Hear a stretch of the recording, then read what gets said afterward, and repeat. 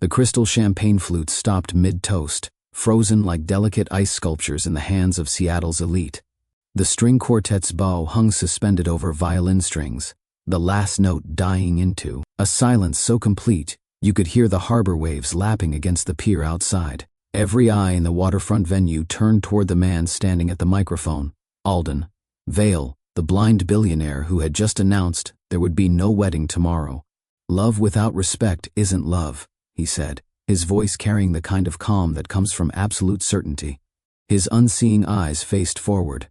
But somehow everyone in that room felt seen, felt examined, felt the weight of those words settling into their conscience like stones into still water.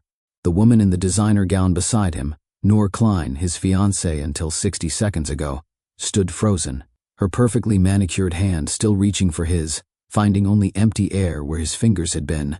The projector behind them still hummed, the final frame of their love story documentary frozen on screen, a candid shot of Alden in his kitchen, unaware of the camera, vulnerable in the morning light he couldn't see, but she had stolen anyway. Before we witness the complete destruction of what everyone thought was a fairy tale romance, before we understand why a man would choose solitude over a violation dressed as love, we need to go back. Back to when Alden Vail was just a brilliant entrepreneur who believed the best in people. Back to when trust wasn't yet a luxury he couldn't afford.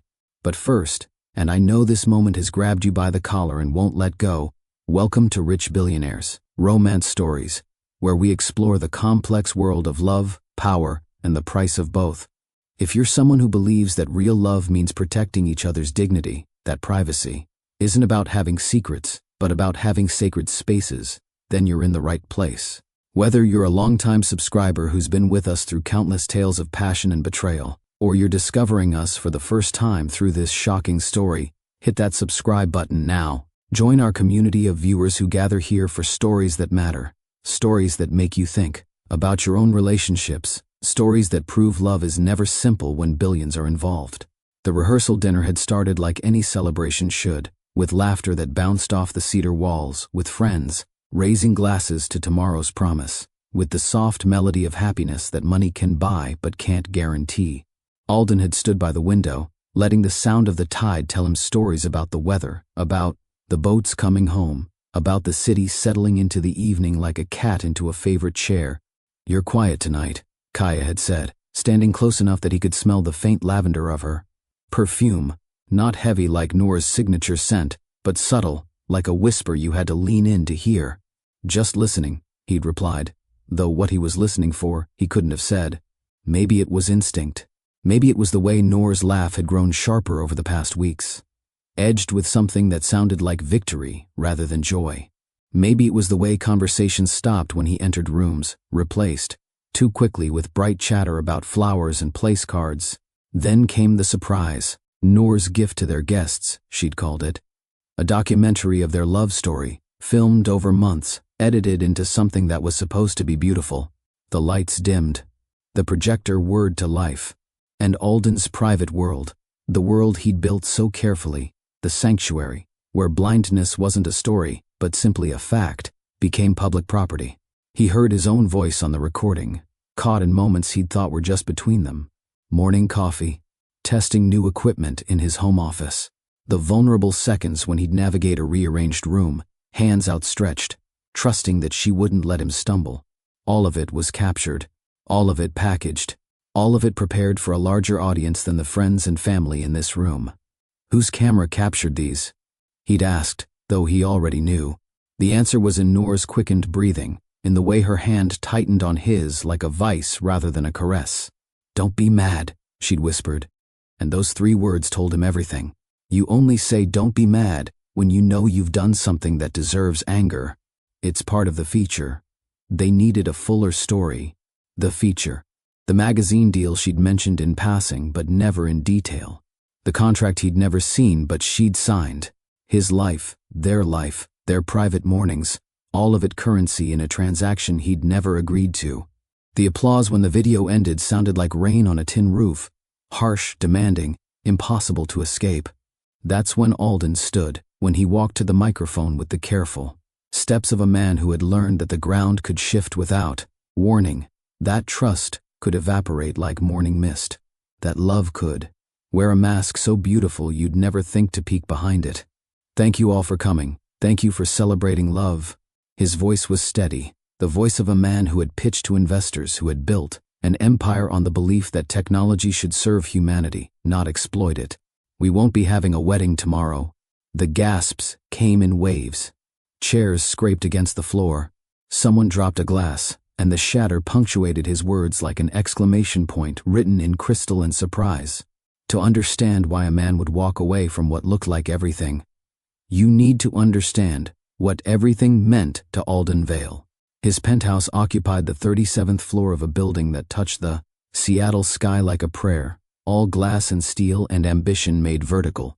But for Alden, the space was mapped in sound, not sight. The morning after the canceled wedding, he stood where he always did at dawn, by the floor-to-ceiling windows that faced Elliott Bay. He couldn't see the ferries drawing their white lines across gray water, couldn't watch the seagulls arguing over breakfast, couldn't observe the city shaking off sleep like a dog shaking off rain, but he could hear it all, and in that hearing was a kind of seeing that most people never achieved. The coffee maker gurgled its familiar morning song. His fingers found the controls by memory, not the desperate memory of loss, but the confident memory of adaptation. 3 clicks for medium roast, 2 for strength. The machine had been custom designed by his team, with audio cues that told him everything his eyes couldn't. This was the Vale audio philosophy made personal, sound as guide, as companion, as bridge between the world and those who navigated it differently. Vale Audio hadn't started as a billion-dollar company. It had started with a 22-year-old engineering student who'd lost his sight in a car accident and refused to lose his independence along with it. Where others saw limitation, Alden heard opportunity. Where others offered pity, he built solutions. The first prototype had been crude, a wearable device that translated visual information into audio landscapes. A chair became a low hum at 2 o'clock. A doorway sang a specific tone. People generated their own sound signatures based on height, gait, proximity. It was like teaching the world to speak a language only he could hear. But Alden didn't want to be the only one fluent in this new tongue. He wanted every blind person, every visually impaired child, every elderly person struggling with dimming sight to have access to this technology. So he built a company on a simple principle: dignity through design. Now, 15 years later, Vale audio devices were in hospitals, schools, and homes across 40 countries. The company was valued at $1.2 billion. The media loved to call him the blind billionaire who sees the future, a headline that made him laugh for its irony and wince for its seductiveness. His fingers found the engagement ring on the counter where he'd left it last night. The jeweler had spent hours describing it to him, the way light would dance through the center stone, the delicate filigree that looked like frozen lace. Alden had chosen it not for how it looked, but for how it felt: smooth, in most places with tiny raised patterns that told a story in texture. He'd imagined Noor's fingers finding those patterns, reading them like Braille, understanding that even beauty could be tactile. The ring felt heavier now, weighted with what it had almost cost him. His phone buzzed. 7 missed calls from Noor. 12 from her family. 43 from numbers he didn't recognize. Reporters probably, hungry for the story of the billionaire's broken engagement. He deleted them all without listening. There would be time for damage control later. Now he needed to remember who he was before he'd tried to be half of something else. The penthouse told his story in objects placed with precision. The baby grand piano he played by touch, finding melodies in the spaces between keys. The sculpture collection he'd assembled not by sight but by texture. Rough bronze that caught his palms, like tree bark, smooth marble that felt like frozen water, wood worn soft by centuries of weather. The wall of awards he'd never seen but could describe by their weight and shape in his hands. But it was the small things that really defined his space. The coffee table placed exactly 32 inches from the sofa, far enough to walk around, close enough to reach without searching. The textured strips on the floor that guided him from room to room like gentle suggestions. The voice-activated system that could tell him everything from the weather to his calendar, but that he'd programmed to stay silent unless asked, because constant narration felt like being managed rather than assisted. This was his sanctuary. The place where blindness wasn't a challenge to overcome but simply a fact to accommodate. like being tall or preferring tea to coffee. Here he didn't have to perform sightedness for anyone's comfort. He could move through space with the confidence of absolute familiarity, could exist without explanation or apology. Have you ever loved someone who saw you as a project instead of a person? The question formed in his mind, unbidden, sharp as winter air. Because that's what he was beginning to understand about Noor. She hadn't fallen in love with him. She'd fallen in love with the story of him, with the narrative of the broken man made whole by love, with the fairy tale that would look so beautiful in a magazine spread. But Alden Vale wasn't broken. He was simply blind, and there was a vast difference between the two. A difference that Noor, for all her curator's eye for beauty, had never quite seen. The story of Alden and Noor began, as many Seattle stories do, with rain and coffee and the kind of coincidence that feels like fate until you realize it was just proximity wearing a prettier dress. He'd been at the Fry Art Museum for a donor event, one of those carefully choreographed evenings where wealth and culture performed their ancient dance. Alden attended these things out of duty. Vale Audio sponsored several accessibility programs at local museums, and showing up was part of the unwritten contract of corporate philanthropy. He'd been examining a bronze sculpture with his hands, the museum director having given special permission, when a voice like honey over gravel interrupted his concentration. "You're reading it wrong," the voice said, amused rather than accusatory. The artist meant for it to be experienced from the other side. The tension changes completely. Does it? Alden had straightened, turning toward the voice with a smile. "And how do you know what the artist meant?" "Because I spent 6 months researching his work for my gallery's upcoming exhibition." Noor Klein, a hand extended into his peripheral awareness, warm and confident when he shook it. "And you're Alden Vale. I recognize you from the Forbes article." "Ah, the one with the terrible headline? The billionaire who hears money differently?" That was particularly awful. Her laugh was rich, genuine, though not as bad as blind ambition, the dark horse of tech. "You've done your research." "I curator for a living, Mr. Vale. Research is foreplay." The boldness of it had caught him off guard, made him laugh in a way he hadn't at one of these events in years. She'd spent the next hour walking him through the exhibition, describing paintings not with the clinical detachment of a docent, but with the passion of someone who believed art could change the molecular structure of a room. "This one," she'd said, stopping before what she described as a massive abstract piece, "is like jazz made visible. See how—" She'd caught herself. "I'm sorry, I didn't mean—" "I know what you meant," he'd said gently. "And I appreciate that you forgot to be careful. Most people can't manage that until the third or fourth conversation." Their first real date had been at Pike Place Market on a Sunday morning, when the crowds were thin and the vendors were still setting up. She'd described everything as they walked, the way morning light caught the flying fish, the flour, displays arranged like edible rainbows, the ancient bricks worn smooth by millions of feet.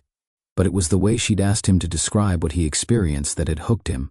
"Tell me what you hear," she'd said, and then actually listened while he mapped the market in sound, the particular echo under the main arcade, the way voices layered like an orchestra warming up, the specific squeak of that one flower cart's wheel that had needed oil for at least a decade. She was ambitious in the way that Seattle rewarded, cultured but approachable, sophisticated but still able to appreciate food truck tacos, connected enough to matter but not so much that she'd lost her hunger. Her gallery, Aperture, specialized in emerging artists whose work straddled the line between accessible and avant-garde. She had an eye for what would sell and a heart for what should exist regardless of sales. For 6 months, they'd moved through the careful choreography of adult dating. Dinners at restaurants she'd researched for their acoustic qualities. Concerts where she'd whisper descriptions of the musician's movements, adding a visual layer to what he heard. Gallery openings where she'd guide him to pieces she thought he'd enjoy touching, when permitted, or stand close enough that her perfume became part of the art's sensory signature. She'd been good at the small considerations, texting before rearranging anything in his space, asking before taking his arm rather than assuming, describing without narrating. These gestures had felt like kindness then. Later he'd wonder if they'd been performing. The proposal had come after a year, on the anniversary of that first museum meeting. He'd arranged for the Fry to open after hours, just for them. The same bronze sculpture where they'd met. The ring in his pocket was like a promise made tangible. "I can't see you," he'd said, words he'd practiced, but that still felt raw in the saying. "But I know you.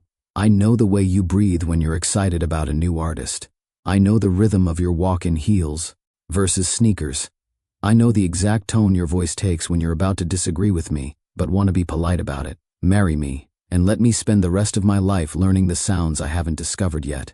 She'd said yes before he'd finished, her tears adding a thickness to her voice that told him they were real.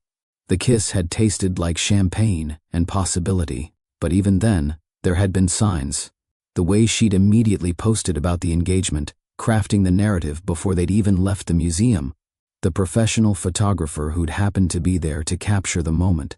The ring she'd loved, but immediately suggested upgrading because people would expect something more substantial from someone of your status. He'd thought these were quirks, the natural reflexes of someone who lived in a visual world, who understood that perception shaped reality in ways both subtle and profound. He'd made allowances, made excuses, made the kind of compromises that seem small until you realize they've changed the shape of everything. The wedding planning had started the next week, and with it, the slow transformation of their love story into something he recognized less with each passing day. Not a union but an unveiling, not a marriage but a merger, not a partnership but a production. Looking back, Alden would realize that Noor had never lied to him. She'd simply loved a version of him that existed more perfectly in public than in private. She'd fallen for the story of them, Beauty and the Beast for the Instagram age. The curator who saw past the billionaire's blindness to the man beneath. The problem was, there was no beneath. There was just Alden, who happened to be blind, who happened to be wealthy, who happened to want a love that didn't require editing for public consumption. But that realization would come later. First would come Kaya, and the slow understanding that real love sounded nothing like applause. The elevator to Alden's penthouse had a particular song, a soft mechanical hum punctuated by the whisper of cables through the shaft, the gentle ding at each floor like a countdown to arrival. He'd heard it thousands of times, could identify his visitors by the way they shifted their weight during the ascent, the rhythm of their breathing as they rose above the city. But on that Thursday evening in March, 3 weeks into wedding planning, the elevator carried someone who stood perfectly still. "Hi, I'm Kaya," the voice said as the doors parted, and there was something in those 3 words that made Alden pause. Not the brightness Noor's friends usually brought, that performed enthusiasm that exhausted him. This voice had weight to it, the kind that came from people who'd learned to speak carefully because words mattered. "Welcome, Kaya." He extended his hand, noting how she waited for him to complete the gesture before meeting it. Her handshake was firm, brief, warm without being presumptuous. "Noor's mentioned you often. Good things, I hope." There it was again, that quality in her voice, not flatness, but rootedness, like a cello's lower register compared to Noor's violin highs. "She says you've been friends since middle school, that you're the only person who's ever beaten her at Scrabble." Kaya's laugh was quiet, contained. "She still claims I cheated with Key." 20 years later, Noor emerged from the home office in a rustle of fabric and energy, her heels creating their familiar staccato on the hardwood. "You're early." She hugged Kaya with the enthusiasm of someone who collected moments for later display. "Come see the mood boards. Alden, honey, we'll be in the dining room." But Kaya lingered for a moment. "Mr. Vale." "Alden, please." "Alden, Noor asked me to help with the planning, because I coordinate events for my work. But I want you to know I'm not here to make decisions for you. This is your wedding too." The simple acknowledgement landed with unexpected force. In 3 weeks of planning, he'd been consulted, certainly. Shown fabric swatches he couldn't see, asked to choose between flowers he could only smell. But Kaya was the first person to suggest he had equal ownership of the process. "I appreciate that," he said, meaning it. As she moved toward the dining room, he noticed other things. The way she walked, not the careful tiptoe of people uncomfortable around blindness, nor the heavy-footed overcompensation of those trying to announce their presence. Just steady, even steps. The faint scent of lavender and something else. Chalk dust, maybe? The soft rustle of what sounded like cotton rather than silk. "Kaya runs a music program," Noor called out, already deep in wedding logistics. "For underserved kids. Very noble. Very underpaid. It's work that matters, Kaya responded, and there was no defensiveness in it, just fact. Over the next hour, Alden listened to the contrast between the two women. Noor's voice rose and fell like a symphony, full of crescendos about flower arrangements and lighting schemes. She spoke in superlatives. Everything was either perfect or a disaster, gorgeous or impossible. Kaya spoke in specifics. The venue has 17 steps from the entrance to the altar. Would you prefer a handrail installed, or would you rather have someone guide you? When discussing the reception layout, the band's speakers will create an echo in that corner. Should we angle them differently so you can better locate conversations? These weren't the questions of someone who'd Googled how to plan a wedding for a blind person. They were the observations of someone who paid attention to how space and sound intersected, who understood that accessibility wasn't about special accommodations, but about thoughtful design. You know a lot about audio placement, Alden commented during a break in planning. I teach music to kids with various abilities, Kaya explained. You learn quickly that sound is architecture for people who experience the world differently. Noor laughed, bright and dismissive. She's being modest. Last year she got some grant to redesign her entire teaching space. Very innovative. Very broke. The last part was said with the affection of someone who'd never worried about money, who found financial struggle quaint rather than crushing. But Alden heard what Noor missed, the quiet pride in Kaya's silence, the dignity of someone who'd chosen purpose over profit. He recognized it because he'd once been that person, before success complicated his simplicity. When Kaya left that evening, she paused at the elevator. Same time next week? Yes, Noor answered for them both. We have so much to cover, but Kaya waited. Alden realized she was asking him. Same time next week, he confirmed. The elevator doors closed with their soft exhale, carrying away the woman whose presence had made his home feel unexpectedly calibrated, as if she'd tuned the space to a frequency he'd been searching for without knowing it. Wedding planning became a Thursday evening ritual. Noor would arrive in a cloud of perfume and possibilities, armed with tablets, full of images Alden couldn't see, and contracts he was expected to sign. Kaya would follow, carrying something practical, fabric samples with different textures, menu cards in Braille, recordings of various bands for consideration. It was during the fourth session that everything shifted. Noor had been called away, a crisis at the gallery, something about a shipment delayed in customs. You two can handle the music selection without me, she'd said, already halfway out the door. Kaya has my notes. The penthouse felt different with just the two of them. Larger somehow, but also more intimate. Kaya moved through the space with the same steady presence, but without Noor's energy filling every corner. Alden could hear her more clearly. Should we start with the ceremony music? She asked, settling at the dining table with a rustle of papers. Actually, Alden said, surprising himself, would you mind if we took a break? I've been in meetings all day, and I could use a moment to just not plan anything. Of course. No questions, no attempts to fill the silence, just acceptance. He moved to the piano, running his fingers along the keys without pressing them. Do you play? A little. Not well. Would you like to? She joined him on the bench, careful to maintain space between them. What should I play? Whatever feels right. Her fingers found the keys tentatively at first, then with growing confidence. An old jazz standard emerged, one his mother used to hum while cooking. The melody was simple, but she played it with feeling, not performing, but sharing. My grandmother taught me that one, she said softly as the last note faded. Said it was the song playing when she met my grandfather. It's beautiful. The way you play it, I mean. Not technically perfect, but honest. That's a kind way of saying I missed several notes. No, Alden said, turning slightly toward her. Technical perfection is just mechanics. You played it like you understood why it was written. They sat in comfortable silence, the city humming its evening song beyond the windows. Then Kaya asked, Can I ask you something? Not about the wedding. Please. Your company develops all this incredible technology to help people navigate the world through sound. But here, in your own space, everything seems so quiet, peaceful. Is that intentional?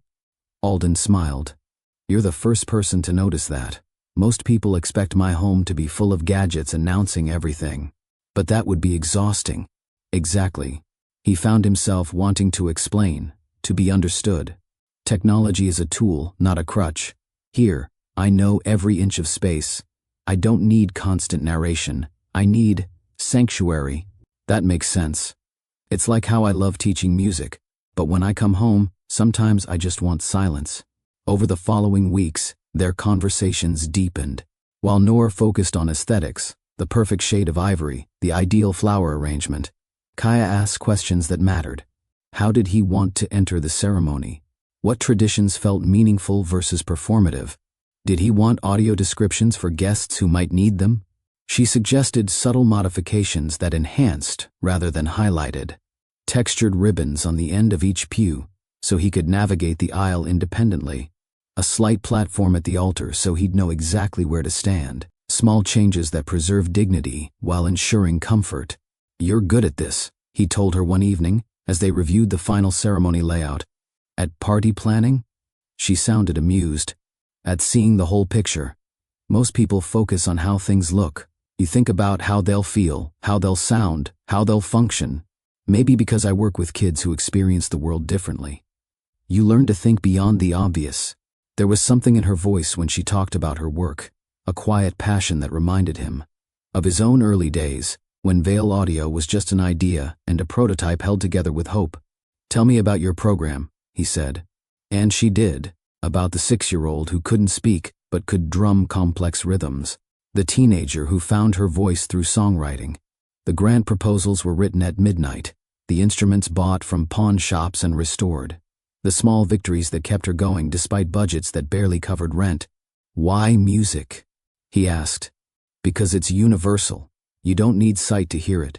You don't need words to feel it. You don't need money to create it. It's the most democratic art form we have." Her words hung in the air like a perfectly sustained note. Alden felt something shift in his chest, a recognition of kindred spirit he hadn't expected. "Play something else," he said softly. "Something that's yours." This time she didn't hesitate. The melody that emerged was unfamiliar but immediately moving, minor keys that spoke of struggle, major lifts that promised hope. She hummed along, softly, and he understood without asking that this was one of her compositions, something she'd created for her students or maybe for herself. When she finished, he applauded quietly. "That was beautiful. Thank you." Simple words, but he heard the emotion beneath them. They returned to wedding planning, but something had changed. The space between them on the piano bench no longer felt like mere politeness. It felt like potential. The first real warning came disguised as opportunity. "Darling, the most amazing thing." Noor burst into the penthouse on a Tuesday, 2 days early for their planning session. Her voice carried that particular pitch that meant she'd already decided something. "Metropolitan Luxury wants to feature our wedding. Full spread, exclusive access, documentary crew. They're calling it Love Sees No Boundaries." Alden set down his coffee carefully. "When did they approach you?" "Last month. I wanted to surprise you once I'd worked out the details." "Last month. And you're just telling me now?" "Because I knew you'd overthink it." She moved closer, her perfume preceding her like an advance guard. "This is incredible exposure for Veil Audio. Think of the inspiration we could provide. I don't want to be anyone's inspiration. I want to get married. Why can't we do both?" Her voice shifted to the tone she used with difficult artists. "They're offering a significant fee. We could donate it to charity, maybe to Kaya's little program." The casual diminutive, "little program," sparked irritation he couldn't quite name. But it was the assumption that bothered him more. The decision was made without consultation, presented as fait accompli. "I need to see the contract," he said. "Of course. I'll have them send it over." Too quick, too easy. She kissed his cheek, a brush of lips that felt like punctuation. "You'll see. This will be wonderful." But when the contract arrived, read aloud by his lawyer, wonderful wasn't the word that came to mind. The terms granted exclusive access to their entire wedding weekend, including preparation moments. It required them to wear specific designs. Most troubling, it included rights to supplementary footage for context, a phrase vague enough to mean anything. "They want behind-the-scenes content," Noor explained when he questioned it. "Nothing invasive. Behind the scenes is by definition invasive. That's what makes it behind." "You're being dramatic." I'm being protective of our privacy. What privacy? The question burst out of her, sharp with frustration. Alden, you're a public figure. I'm trying to build a gallery that matters. Privacy is a luxury neither of us can afford. Privacy isn't a luxury. It's right. Not when you're a billionaire. Not when your story could help people. My story? Or the story you want to tell about me? The silence that followed had weight, like air before a storm. When Noor spoke again, her voice was carefully controlled. I'll tell them we need to modify the terms. But modifications weren't the only issue. There was also the prenuptial agreement, which had started straightforward, but returned from Noor's lawyer with curious additions. Clauses about public appearances, media rights, image control, protection not just of assets, but of narrative. My family insisted, Noor explained when questioned. You know how traditional they are. Alden did know. He'd met them twice, perfectly pleasant people who owned a small import business and seemed bewildered by their daughter's ambitions. The additions read more like entertainment law than family concern. Then there was the venue's sudden upgrade. What had been planned as an intimate ceremony for 75 had somehow expanded to accommodate 200. We can't exclude people, Noor reasoned. It would look terrible. To whom? To everyone. The art community, your investors, the press. I didn't realize the press was invited to our wedding. Not invited. But they'll be watching. They always are. Each planning session brought new expansions, new complications. Kaya said less during these discussions, but Alden could hear her discomfort. In the way she shifted papers, the longer pauses before she spoke. One evening, after Noor left early for a gallery opening, Kaya lingered. You're worried, Alden said. Not a question. It's not my place. Please, say what you're thinking. She was quiet for so long he wondered if she'd speak at all. Then, do you know the story of the frog in slowly boiling water? It's a myth, actually. Frogs jump out when it gets too warm. Maybe frogs are smarter than people. Her voice was gentle but pointed. Sometimes when changes happen gradually, we don't notice until we're already cooked. You think I'm being cooked? I think you're being prepared. I'm just not sure what. The metaphor sat heavy between them. Alden wanted to defend Noor, to explain that ambition wasn't a sin, that wanting publicity wasn't betrayal. But the words wouldn't come, because beneath them was a growing certainty that Kaya was right. What would you do? He asked. If your gut told you something was wrong? She stood, gathering her things with quiet efficiency. I'd trust it. The gut knows things the heart hasn't admitted yet. After she left, Alden sat in his sanctuary of careful silence, listening to the city below and the doubt within. Somewhere between the magazine deals and the guest list expansions, between the contracts and the complications, his wedding had become a production, and he was beginning to suspect he was just another prop in someone else's show. The call came at 3:47 a.m. on a Wednesday, 2 weeks before the wedding. Alden's head of security had a voice like gravel at the best of times. At this hour, it sounded like an avalanche. We have a problem. Check your email. I've sent audio transcriptions of the tech blogs. Alden sat up, instantly alert. His phone read the headlines in its neutral synthetic voice, each word landing like a stone in still water. Vale Audio's revolutionary project exposed leaked demo shows game-changing navigation tech. Exclusive, inside look at VA's secret development. Blind Billionaire's next big thing, we've seen it first. The demo was supposed to be under wraps for another 6 months. The technology, a breakthrough in real-time environmental mapping that could give users a form of echolocation, wasn't ready for public consumption. More importantly, premature exposure could allow competitors to reverse engineer their approach. How? Alden asked, though he dreaded the answer. Low-quality video, clearly shot without authorization. Posted from a burner account, but we're tracing the IP. I'll have more in a few hours. Alden spent the pre-dawn darkness on conference calls, with his legal team, his development team, and his PR department. Damage control was a familiar dance, but this felt different. The leak was too specific, too targeted. Someone with access had betrayed them. By noon, his investigator had an answer that made his stomach drop. The IP traces to a co-working space in Capitol Hill, specifically to a studio rented by, the investigator paused, by Aperture Gallery. Noor Klein's business. The words hung in the air like smoke from a fire he didn't want to acknowledge. There had to be an explanation. The studio hosted events, photo shoots, and artist workshops. Anyone could have accessed the Wi-Fi. But the timing, the specificity, the fact that Noor had been present at the demo day for wedding planning coordination just last week. When she arrived that evening for dinner, Alden had rehearsed his approach a dozen times. Calm, rational, open to explanation. "We need to talk about something," he said, after they'd settled at the table. The smell of her favorite Thai food filled the space between them. "If it's about the centerpieces, I've already decided. White orchids with subtle gold accents. It's about the leak." Her chopsticks paused mid-air. "What leak?" "The Veil audio demo. Someone recorded it and posted it online. The IP address traces to your studio." The chopsticks clattered onto her plate. Then she laughed. Too quick, too bright. "That's ridiculous. You know how many people use that space?" "I do. That's why I'm asking instead of accusing." "Asking what, exactly?" Her voice sharpened. "If I betrayed your company? If I violated your trust? God, Alden, what kind of person do you think I am? I think you're ambitious. I think you're under pressure to make the gallery succeed. You think I'd sell out my fiancé for what? Press coverage? Money?" She stood abruptly, chair scraping. "The studio Wi-Fi is basically public. Half the artists in Seattle have the password. This is probably some tech blogger who attended one of our events." It was plausible, reasonable, even. But something in her delivery felt rehearsed, as if she'd prepared for this conversation too. "Sit down," he said gently.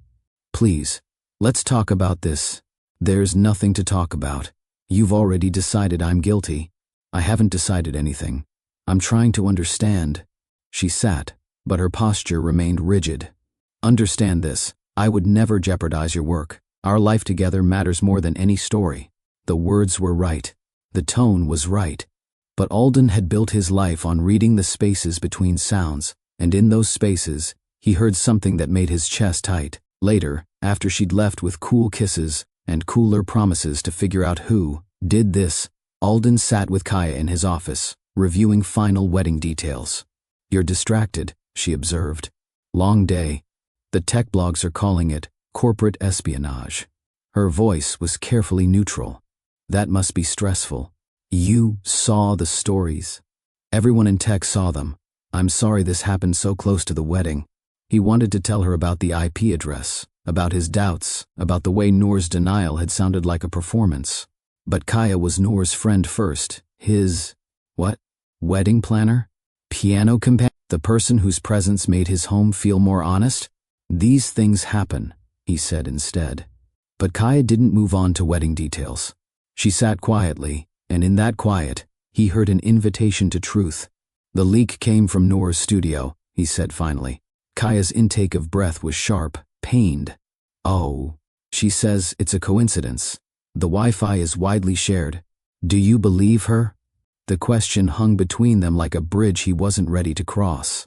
"I want to," he said finally, which wasn't the same as "I do," and they both knew it. Kaya Chen had known Noor Klein for 23 years. They'd survived middle school humiliations together, celebrated first loves and mourned first heartbreaks, held each other's hair back during college mistakes and each other's hands during family funerals. Loyalty wasn't just a word between them. It was the foundation of their shared history. But sitting in her cramped apartment after leaving Alden's penthouse, Kaya felt that foundation cracking. The magazine contract lay on her laptop screen like evidence in a trial she didn't want to judge. Noor had sent it to her by mistake, meant for her assistant, accidentally forwarded to Kaya's similar email address. She should have deleted it immediately, should have called Noor about the error. Instead, she'd read it. And what she'd read made her stomach turn. The contract went far beyond a simple wedding feature. It granted metropolitan luxury exclusive rights to document the complete journey of an extraordinary union. But the subsections revealed the true scope: pre-wedding preparation, footage, behind-the-scenes content, intimate moments that reveal the authentic dynamic, and most disturbing supplementary material, showcasing the unique challenges and adaptations of the couple. Alden had become a story arc, his blindness a plot device, their love A narrative to be packaged and sold. Worse were the margin notes in Noor's handwriting.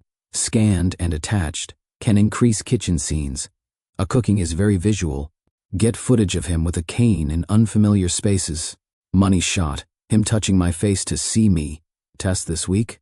That last note made Kaya close her laptop with enough force to rattle her tea mug. The intimacy Alden had described, the careful, consensual act of understanding someone through touch, reduced to a money shot.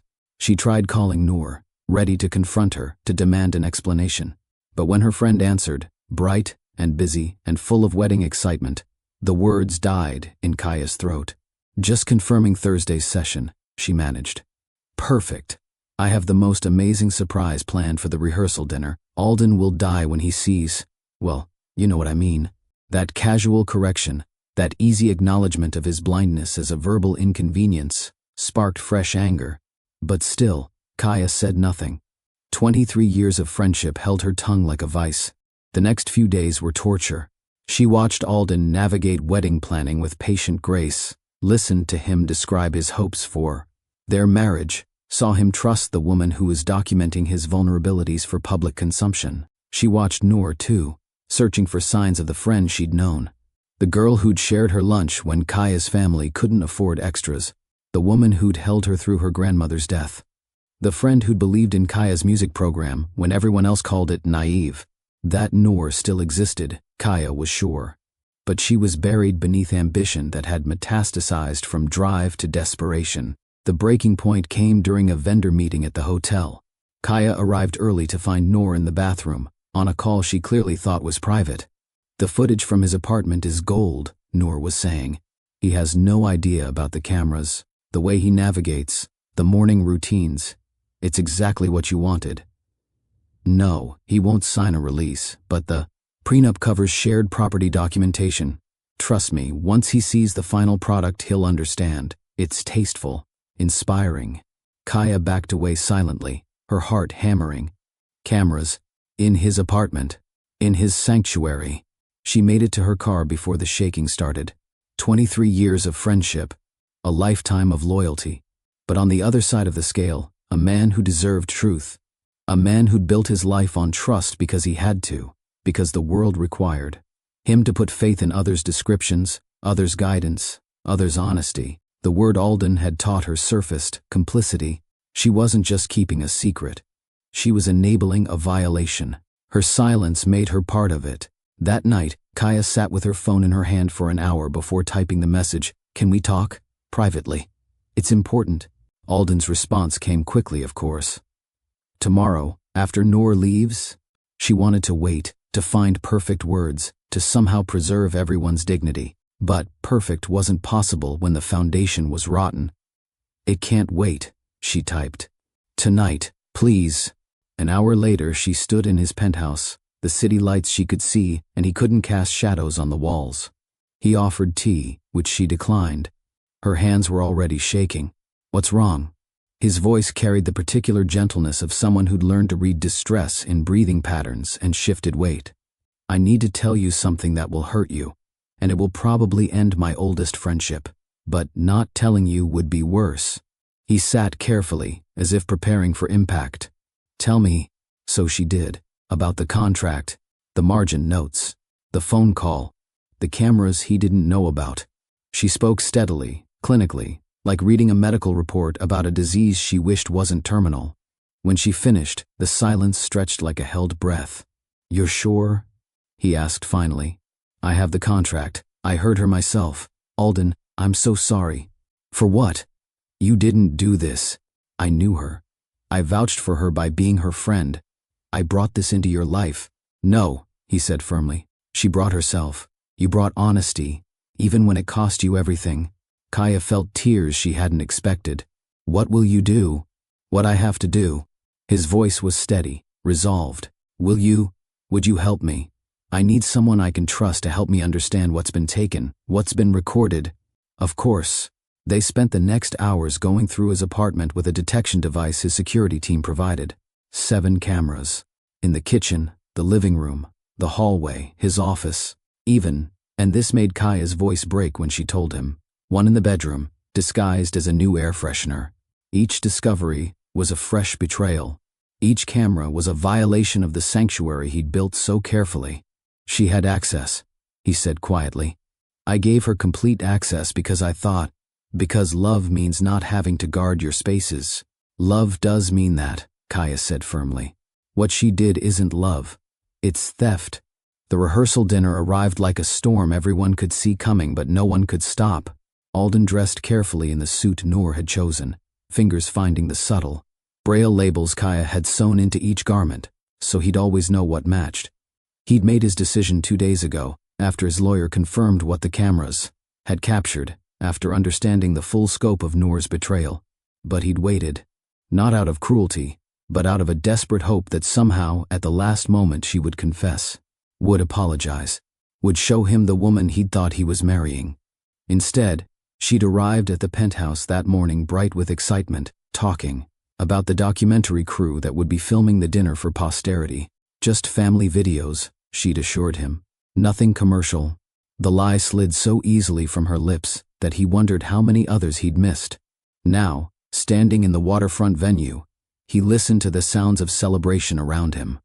Clinking glasses, rustling fabric, the string quartet playing something that should have been romantic but felt like a dirge. You're quiet, Kaya said beside him. She'd been his shadow all evening, his anchor in the storm he was about to unleash. Listening, he replied. Memorizing. Memorizing what? The sound of the last normal moment. Before she could respond, Noor's voice rang out over the microphone. The room quieted, ready for romance. My love, she began, and the possession in that phrase had never been clearer. You have taught me that what we can't see can still be everything. She told their story, but it wasn't their story. It was her story, with him as a supporting character. The blind billionaire, who'd needed her vision to complete him. The broken man her love had healed. Then came the video. Alden heard the projector whir to life, heard the collective intake of breath from the guests. Kaya's hand found his arm, steadying. What are they seeing? He asked quietly. Her voice was tight with controlled anger. You, in your apartment. Private moments. The kitchen scene. Him humming while making coffee. The office, testing new equipment, is vulnerable in concentration. The bedroom, and here Kaya's grip tightened. Him choosing clothes by touch, the morning routine he'd never invited anyone to witness. How long has she been filming? Months, from the looks of it. The violation washed over him in waves. Every private moment, every unguarded second, every piece of his carefully protected life served up as entertainment.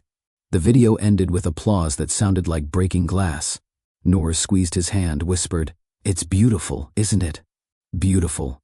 She'd taken his privacy, his dignity, his trust, and called it beautiful.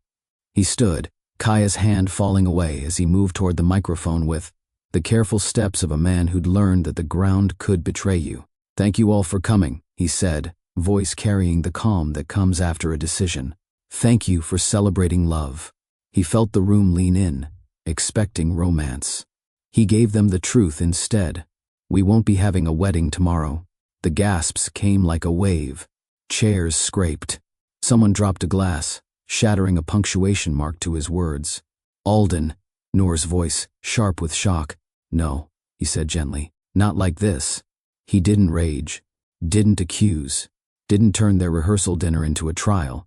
He simply explained, in the measured tone of a man who'd learned to navigate darkness, that love without respect wasn't love at all. Privacy isn't a luxury for me, he said. It's safe, it's dignity, it's the choice to keep some mornings mine. When that choice is taken, what's left isn't a partnership, it's ownership. He heard Noor's sharp intake of breath, the rustle of her dress as she stood. You're humiliating me. No, he said quietly. I'm setting us both free. He left then, Kaya's steady presence beside him, guiding him through the shocked crowd. Behind them, voices rose in confusion, in judgment, in the kind of speculation that would fuel gossip for months. But ahead was silence. Blessed, honest silence. In the car, Kaya finally spoke. Are you all right? No, he admitted. But I will be. What you did back there, that took incredible courage. It took clarity, he corrected. You gave me that. You gave me the truth when it cost you everything. "Not everything," she said quietly. "I kept my integrity. In the end, that's all we really have." They drove through the Seattle night. The city lights Alden couldn't see but could feel in the warmth through the windows, in the rhythm of traffic, in the pulse of life, continuing despite personal catastrophe. Tomorrow, there will be consequences. Lawyers and media, and the dismantling of a life built on false foundations. But tonight, there was just the truth. Raw and painful and absolutely necessary. The wedding was off. The performance was over. And for the first time in months, Alden Vail could breathe. The story broke at 6:23 a.m., exactly 9 hours after Alden had walked away from his own rehearsal dinner. His phone buzzed with the first notification, then another, then a cascade of alerts that sounded like digital rain against his windows. Blind billionaire calls off wedding in shocking rehearsal dinner drama. Vail Audio CEO cancels marriage after privacy violation claims. Seattle's power couple implodes. What really happened? By noon, the story had legs, claws, and an appetite for speculation. Social media dissected every angle. Business reporters analyzed the potential impact on Vail Audio's stock price. Society columnists mourned the loss of what they dubbed the wedding of the decade. Alden's assistant fielded 47 interview requests before lunch. His PR team drafted 3 different statements, each one attempting to control a narrative that had already escaped into the wild. But it was the opinion pieces that cut deepest. The think pieces about disability and autonomy, about power dynamics in relationships, about the price of fame. Some defended him. Others painted him as a controlling billionaire who'd humiliated his fiancée for sport. Privacy privilege. When billionaires weaponize vulnerability, read one particularly harsh headline. The blind leading the blind, a cautionary tale of modern romance, read another. Each article felt like a fresh violation, his private pain transformed into public entertainment. The very thing he'd tried to prevent by canceling the wedding was happening anyway, his life dissected for clicks and commentary. Noor's response came through her publicist, a carefully crafted statement that managed to sound both wounded and dignified. "I am heartbroken by Alden's decision and the manner in which it was delivered. Our relationship was built on love and mutual respect. I hope he finds the peace he's seeking." No mention of the cameras, no acknowledgement of the violation, just the implication that he'd acted irrationally, cruelly, without cause. Her belongings disappeared from his penthouse while he was at the office. Clothes, books, the small sculptures she'd placed throughout his space. She left behind only the engagement ring, sitting on the kitchen counter, like a period at the end of a sentence he'd never wanted to write. The business impact was immediate, but manageable. Vail Audio stock dipped 3% before recovering. 2 board members called to express concern about personal matters affecting company image. His legal team worked overtime to ensure the leaked technology remained protected despite the media attention. But it was the personal cost that threatened to break him. Friends chose sides. Invitations dried up. The Seattle social scene, which had embraced him as an inspiring figure, now whispered about his instability and paranoia. 3 days after the canceled wedding, Alden drafted his own statement, not through lawyers or PR professionals, but in his own words, recorded in his own voice. "I want to address what happened at our rehearsal dinner. I called off my wedding because I discovered that my private life had been documented without my knowledge or consent. This isn't about disability or control or fear of commitment. It's about the fundamental right to choose what parts of our lives we share with the world. Privacy isn't about having secrets. It's about having sacred spaces. For someone who navigates the world through trust in others' descriptions, trust in their guidance, trust in their honesty. That violation cuts particularly deep. I don't expect everyone to understand my decision, but I hope you'll respect it. And I hope that anyone watching this who's ever felt their boundaries violated, their trust betrayed, their private moments stolen, knows that you have the right to say no. You have the right to protect what's yours to protect. I wish Noor well. I wish everyone involved healing and clarity, and I ask for the space to rebuild what was broken." The statement went viral within hours. Comments poured in, some supportive, some critical, all of them proof that his life had become public property whether he wanted it or not. But buried in the noise were voices that mattered. Disability rights advocates who understood the particular vulnerability of having your adaptations turned into inspiration. Privacy advocates who recognized the broader implications, and ordinary people who'd felt their own boundaries crossed, their own trust betrayed. Like if you believe privacy's a form of respect, one comment read, echoing his words back to him. Thousands did. For the first time since the rehearsal dinner, Alden smiled. Not because the pain was gone, but because he wasn't alone in it. The first week after the canceled wedding, Alden didn't leave his penthouse.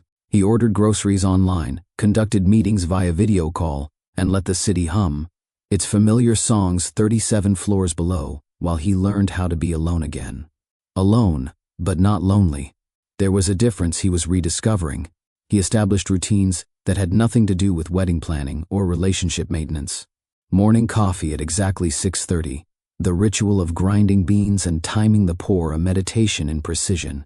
An hour of piano before breakfast, his fingers finding melodies that had been buried under months of other people's expectations. His apartment felt larger without Noor's presence, but also more honest.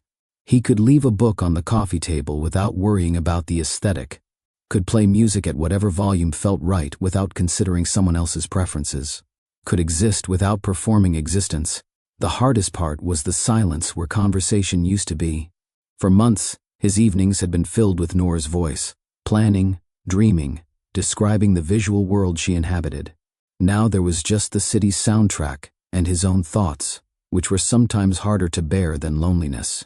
His therapist, Dr. Martinez, had been seeing him for years, not because blindness required therapy, but because building a billion-dollar company while navigating a world designed for sight created its own stresses. Now they talked about trust, about boundaries, about the difference between healing and hiding. "You're not broken," Dr. Martinez reminded him during their second session post-cancellation. "You were betrayed. Those are very different things." "Then why do I feel broken?" "Because betrayal breaks something. But what it breaks isn't you, it's your ability to trust easily. And maybe that's not entirely a bad thing." Kaya had texted twice in the first week. Simple messages, "thinking of you and take all the time you need." No attempts to check on him, no offers to help that might feel like pity. Just acknowledgement that he existed and that his healing mattered. He didn't respond immediately. Not because he didn't appreciate the contact, but because he needed to understand what he wanted before he could ask for it. The media attention faded after 10 days, replaced by fresher scandals and newer dramas. His name stopped trending. The photographers stopped camping outside his building. The world moved on, as it always did, leaving him to sort through the wreckage in relative peace. He started walking again, not the purposeful strides of a man with places to be, but the wandering steps of someone relearning his own rhythm. The waterfront at dawn, when the city was still soft with sleep. Pike Place Market in the afternoon, when the vendors knew him well enough to call out greetings without making a production of his presence. These walks weren't about going anywhere. They were about remembering that he could navigate the world on his own terms. That independence wasn't something he'd lost when he'd tried to share his life. By the end of the second week, he'd made a decision. Not about Kaya, not about relationships, not about the future, just about the present moment and what it required. He was ready to be around people again, not because the pain was gone, but because isolation had served its purpose. He'd remembered who he was when he wasn't trying to be half of something else. The healing wasn't complete, might never be complete, but it had begun, and that was enough to take the next step. The knock came on a Thursday evening, 3 weeks after the canceled wedding. Alden recognized the rhythm immediately, not the sharp rap of delivery drivers or the tentative tap of strangers, but the confident, measured knock of someone who belonged. "I brought soup," Kaya said when he opened the door, and there was something in those 3 words that made his chest loosen for the first time in weeks. "You didn't have to," he replied, stepping aside to let her in. "I did," she said simply, "because you stopped eating properly, and because I missed you." The honesty of it, no pretense, no careful dancing around feelings, was exactly what he needed. She moved through a space with the same steady presence she'd always had, but there was something different now. A carefulness that hadn't been there before, as if she understood that. Trust, once broken, required rebuilding from the foundation up. "How do you know I stopped eating properly?" he asked, following her to the kitchen. "Because I know you." When you're stressed, you forget that food is fuel, not just taste, and you've been living on coffee and whatever's easiest to grab. She was right, of course. The past 3 weeks had been a blur of protein bars and takeout containers, sustenance without nourishment. Chicken and rice, she said, ladling soup into bowls. Nothing fancy, just steady. They ate on the couch, the familiar ritual of shared meals feeling both natural and fragile. She didn't ask how he was doing. The question would have been pointless, the answer obvious. Instead, she told him about her program, about the 8-year-old who'd composed a song, about Rain, about the teenager who'd gotten into music school with a scholarship. "You're good at this," he said after she'd finished a story about a particularly challenging student. At what? Being present without being intrusive, caring without crowding. She was quiet for a moment. "I learned it from you, actually. The way you listen. You give people space to be themselves instead of trying to fix them. I don't feel very good at that lately. Because someone took advantage of your trust. That doesn't mean the trust was wrong. It means they finished eating in comfortable silence, the city settling into evening beyond the windows. When Kaya stood to clear the dishes, Alden caught her wrist gently. "Stay," he said. "Please. Not for anything complicated, just stay." She settled back onto the couch, close enough that he could smell the faint lavender of her perfume, far enough that the space between them felt like choice rather than accident. "I need to tell you something," she said. "About Noor. About our friendship." Alden tensed, preparing for more revelations, more betrayals. "She called me," Kaya continued, "last week. She wanted to explain, to justify what she'd done. She said she thought you'd understand eventually, that the exposure would be good for your foundation, that she was trying to help." "What did you say?" "I told her that help without consent is harmful, that love without respect is possession, that she'd lost the right to speak for you the moment she decided to speak about you without permission." The words hung between them, clear and final. "She's not a bad person," Kaya added quietly. "But she became someone I didn't recognize. Ambition can do that, turn love into strategy, turn people into opportunities." "Are you defending her?" "No, I'm mourning her. The friend I knew wouldn't have done what she did, but the woman she became, that woman was capable of anything if it served her goals." Alden absorbed this, the complexity of loving someone who'd become unlovable, of grieving a person who was still alive but fundamentally changed. "What about us?" he asked. "Where does this leave us?" Kaya turned toward him, and he could feel the weight of her consideration. "Wherever we want it to, but slowly, carefully, with full knowledge of what we're choosing. I don't want to be your rebound," she continued. "And I don't want to be your consolation prize. If something develops between us, it needs to be because we choose each other, not because we're both wounded." The maturity of it, the clear-eyed honesty, made him understand why her presence felt like sanctuary. "Then let's start with friendship," he said. "Real friendship, and see what grows from there." "I'd like that," she replied. Outside, Seattle hummed its evening song. Inside, two people sat in honest silence, learning how to trust again. Summer arrived in Seattle like a shy guest, tentative at first, then settling in with the confidence of someone who belonged. 3 months had passed since the canceled wedding, and Alden had found his rhythm again. Work, walks, piano, the careful reconstruction of a life that felt authentically his. The invitation came on a Tuesday, handwritten in Braille on textured paper that felt expensive under his fingertips. "Harmony Heights Music Program cordially invites you to our summer showcase. Students will perform original compositions, celebrating resilience, creativity, and the power of sound to transform lives." At the bottom, in Kaya's careful script, "No pressure. But if you're free Saturday evening, we'd love to have you." The community center buzzed with nervous energy when he arrived. Parents adjusted tiny bow ties and smoothed performance dresses. Volunteers tested microphones and arranged chairs. And underneath it all, the sound of children practicing, scales running up and down like musical, staircases, melodies being born and refined, the beautiful chaos of creativity in motion. "You came," Kaya said, appearing at his elbow with the quiet grace he'd come to associate with her presence. "Wouldn't miss it." "How are you feeling?" Terrified, proud, exhausted, all at once. Her laugh carried the particular strain of someone who'd poured everything into a moment, and was about to discover if it was enough. The performance began with a 7-year-old named Marcus, whose stutter disappeared completely when he sang.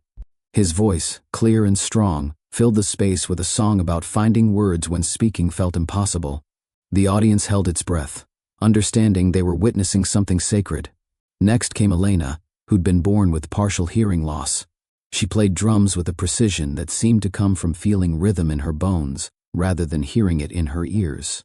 The beat she created was complex, layered, a conversation between her hands and the instruments that needed no translation. But it was the final performance that broke Alden's heart open. A group of 8 students, ranging in age from 6 to 16, each with their own challenges: autism, ADHD, selective mutism, physical disabilities, came together to perform a piece they'd composed collectively. It was called Different Voices, Same Song, and it was exactly that, a harmony built from individual struggles. A melody that celebrated what made each child unique while proving they belonged to something larger. When the last note faded, the applause was thunderous. But Alden heard something else in it: recognition, respect, the sound of a community understanding that they'd witnessed excellence, not inspiration. That was extraordinary, he told Kaya afterward, as parents and children celebrated around them. They are extraordinary, she corrected. I just give them space to prove it. What would it take to expand this? To reach more kids? She looked at him carefully. Why do you ask? Because what you're doing here, it's what I've been trying to do with Veil Audio, making the world more accessible, one innovation at a time. But you're doing it with hearts, not just technology. Are you offering to help? I'm offering a partner. If you're interested. The conversation that followed stretched late into the evening. They talked about funding, about expansion, about the delicate balance between growth and maintaining the intimate community Kaya had built. They discussed accessibility technology that could enhance the program without overwhelming it, partnerships with schools, scholarships for families who couldn't afford lessons. I don't want to lose what makes this special, Kaya said as they walked through the empty community center, their footsteps echoing in the space that had held so much joy hours earlier. Then we won't, Alden replied. We'll grow it carefully, thoughtfully, the way you've built everything else. By the time they reached the parking lot, they had the framework of something beautiful, a collaboration that would honor what Kaya had created, while giving it the resources to flourish. Partners?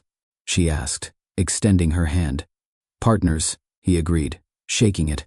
But as their hands lingered, both of them understood they were talking about more than just business. The moment came 6 weeks later, on an evening when autumn was painting Seattle in shades Alden could only experience. Through the changing quality of light against his skin and the shift in the city's acoustic signature, they were in his penthouse, reviewing architectural plans for the new music center, when Kaya's voice grew thoughtful. Can I ask you something personal? Always. That night, months ago, when you talked about touch, helping you understand someone. Would you want to, with me?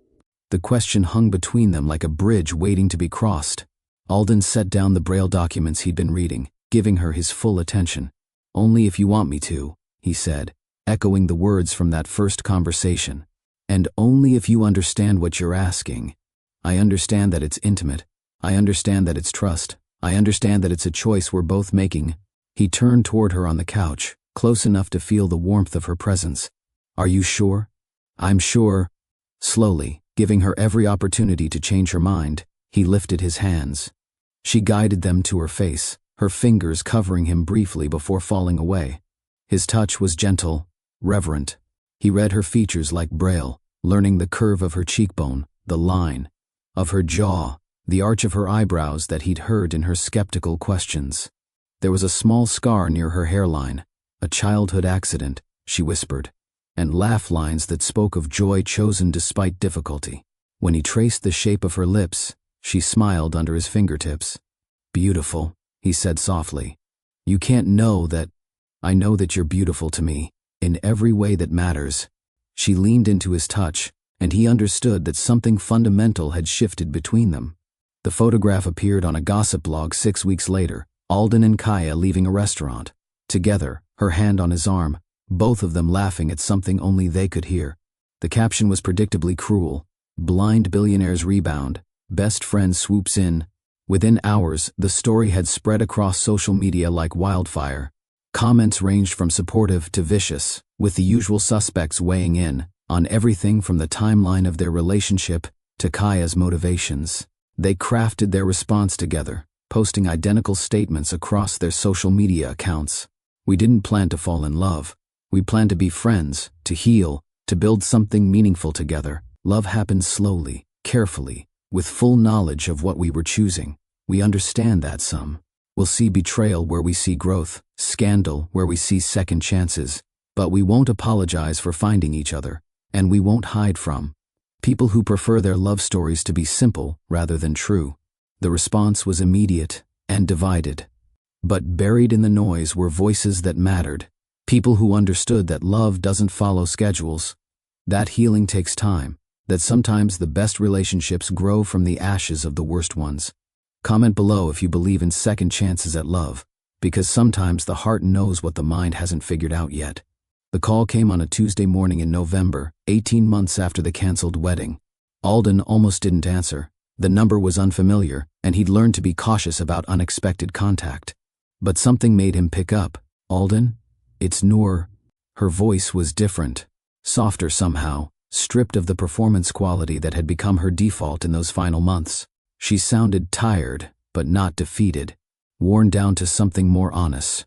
"I know I have no right to call," she continued before he could respond. "But I needed to say something, and I needed to say it directly to you, not through lawyers or publicists or anyone else." He waited, giving her space to find her words. "I'm sorry. Not for wanting success. I still want that. Not for being ambitious. That's who I am. But for making you a product in my pursuit of those things. For taking your trust and turning it into content. For convincing myself that exposure was love, that sharing your story without permission was somehow a gift." The apology was specific, detailed, free of the self-serving justifications he'd expected. She'd clearly spent time understanding not just what she'd done, but why it was wrong. "I've been in therapy," she said. "Real therapy, not just crisis management, learning about boundaries, about consent, about the difference between loving someone and loving the idea of them. I know it doesn't undo anything, but I need you to know that I understand now." "Thank you," he said simply. "That means something. There's one more thing. I'm sending you something, not a gesture, not an attempt to buy forgiveness, just something that should have been yours all along." The package arrived 3 days later. Inside was a handmade ceramic bowl, simple and beautiful, with a note: "For the table you'll set with someone who sees you, not your story. May it never be empty of love that respects your boundaries." It was the first gift from Noor that felt like love instead of strategy. Spring returned to Seattle with the patience of someone who'd learned that the best things couldn't be rushed. Alden had been planning the proposal for weeks, not with the elaborate choreography that had marked his first engagement, but with the careful attention to meaning that had come to define his relationship with Kaya. He chose the old ferry dock at Alki Beach, the one that stretched into Elliott Bay like a wooden finger pointing toward possibility. They'd walked here often during their courtship, if you could call their careful, honest progression toward love a courtship. It was the place where they'd first talked about building something together, where they'd shared their fears about trust and their hopes for the future. He arrived before dawn, carrying a small bag of supplies and the ring he'd designed specifically for her. Not the showpiece he'd chosen for Noor, but something that spoke to who Kaya was: simple white, gold, with a pattern of tiny raised dots on the band that spelled out chosen in Braille. Working by touch and memory, he tied small chimes along the dock's railing. Each one was tuned to a specific note, the opening bars of the first song they'd played together, the melody she'd hummed while teaching her students, the harmony they'd discovered in their own careful duet. When Kaya arrived, drawn by his text asking her to meet him for sunrise, the chimes caught the morning breeze and began their gentle song. "Did you turn the dock into a musical instrument?" she asked, laughter threading through her voice. "Maybe. Or maybe I just wanted to give the morning a soundtrack." He guided her along the railing, the chimes creating a melody that seemed to rise from the water itself. Gulls added their voices to the composition, and somewhere in the distance, the first ferry of the day announced itself with a low, resonant horn. "Kaya Chen," he said, stopping at the end of the dock where the chimes sang their clearest song, "Will you marry me?" not for the story it will tell, or the image it will create, but for the life we'll build together. Will you help me create spaces where everyone belongs? Will you keep teaching me the songs I haven't learned yet? She was quiet for so long that he wondered if he'd misread everything, if the love he felt flowing between them was just his own hope reflected back. Then she knelt beside him on the weathered planks, taking his hands in hers. "Yes," she said, voice steady despite the tears he could hear. "To all of it. To the life we'll build, to the spaces we'll create, to the songs we'll learn together." He slipped the ring onto her finger as the chimes sang their approval, and the city woke up around them, unaware that two people had just promised to love each other, with the kind of honesty that changes everything. Their wedding took place 6 months later in the music center they'd built together, a space designed for accessibility, for inclusion, for the radical idea that everyone deserved to experience beauty regardless of how they moved through the world. 50 guests filled the main performance hall, sitting in chairs arranged in a circle rather than traditional rows. No aisle to walk down, no hierarchy of seating. Just the community gathered to witness love. The vows they exchanged were simple, practical, revolutionary in their honesty. "I promise to ask before I assume," Kaya said, her voice carrying clearly through the space designed for perfect acoustics. "I promise to share my truth, even when it's difficult," Alden replied. "I promise to protect what should be private and celebrate what should be shared. I promise to build with you, not for you. I promise to love you as you are, not as I think you should be. I promise to trust you with my vulnerabilities and honor you with my strength." They kissed to the sound of children's laughter, students from the program, who'd been invited not as entertainment, but as family. The music center flourished.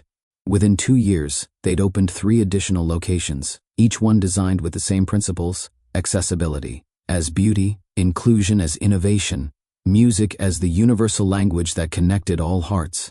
Vale Audio partnered with schools across the country, developing technology that made learning more accessible for students with different abilities. Alden's foundation funded programs that proved what Kaya had always known, that everyone had music inside them, waiting for the right space to emerge. Their love story became legend, not because it was perfect, but because it was real. Built on respect, sustained by trust, celebrated in the quiet moments that never made headlines but made life worth living. Sometimes the best love stories aren't about finding your other half. They are about finding someone who helps you become more fully yourself. Thank you for joining us on this journey of love, loss, and second chances. If this story touched your heart, if you believe that real love is built on respect and trust, share it with someone who needs to hear that they deserve nothing less. Subscribe for more stories that celebrate the courage it takes to love authentically. And remember, your heart knows the difference between being seen and being showcased. Choose the love that sees you,